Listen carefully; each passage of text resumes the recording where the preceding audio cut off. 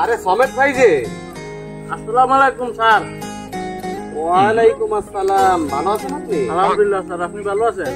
আছি, আগের মতন শরীরটা আর ভালো না। স্যার আপনার সাথে দেখা হয়েছে, ভালো হয়েছে।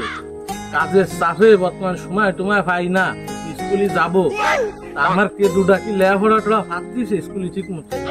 কিন্তু পড়ালেখায় যেমন তেমন, একটু দুষ্টুমিটা করে বেশি, এছাড়া এমনি সে ভালোই। স্যার কি কব কোন, মা মরা ফল, বাড়িতে আমি কিছু করতে পারি না, একটা কলি তো মহির দিক চা যায় না।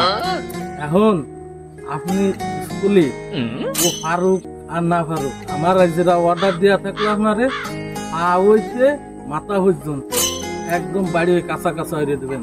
আমি কোনো সময় শুনতেও যাব। সমেত ভাই, সে কথা কি বলা লাগে? আপনার ছেলে মানে তো আমারও ছেলে, সমস্যা নেই, ওর দিকে আমার একটা আলাদা নজর আছে।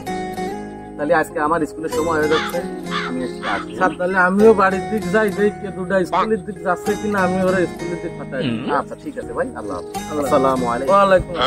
আহারে, অভিভাবক যদি এরকম না হয় তাহলে কি ছেলে পেলে মানুষ হয়?